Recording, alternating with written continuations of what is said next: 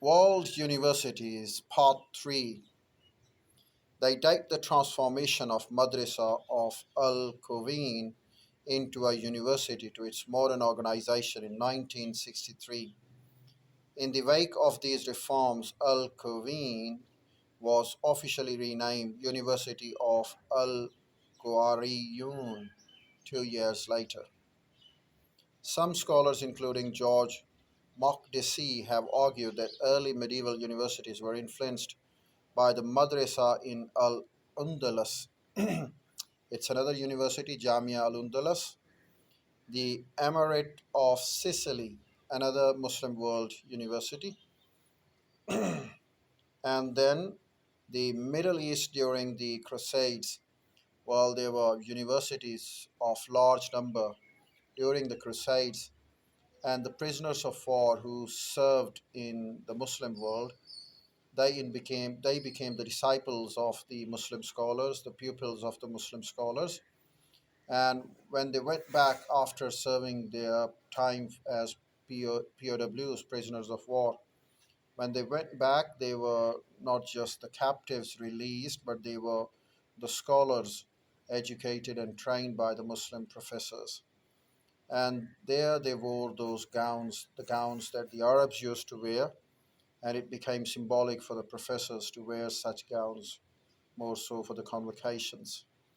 So it, in fact, confirms the uh, supremacy of the Muslim world on universities. Well, the Middle East during the Crusades, Norman Daniel, however, views this argument as overstated in 2013.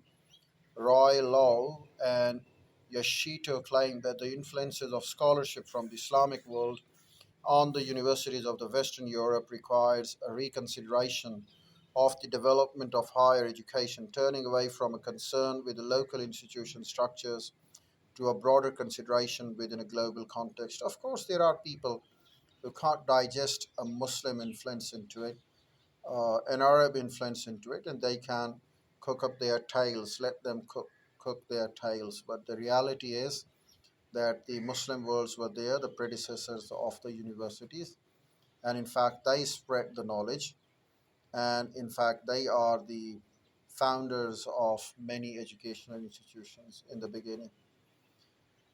Medieval Europe, although there are antecedents, the modern university is generally regarded as a formal institution that has its origin in the medieval Christian tradition.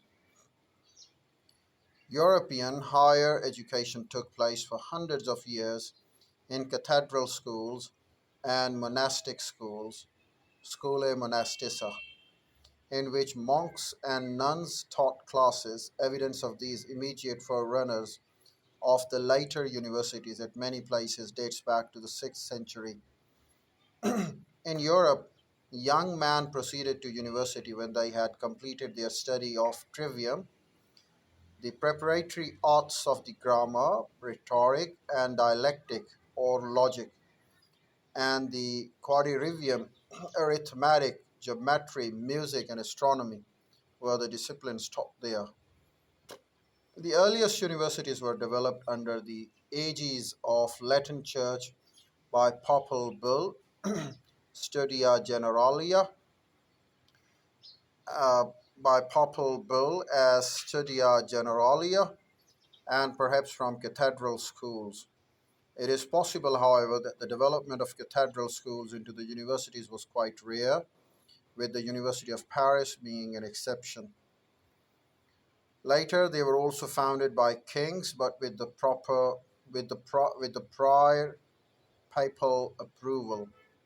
University of Naples, Frederico II, Charles University in Prague, Jagiellonian University in Krakow, or municipal administrations, University of Cologne, University of Erfurt. In the early medieval period, most new universities were founded from pre existing schools, usually when these schools were deemed to have become primarily sites for higher education.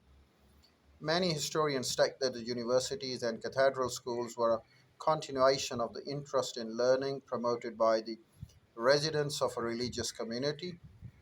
We'll talk more about the same in our next videos.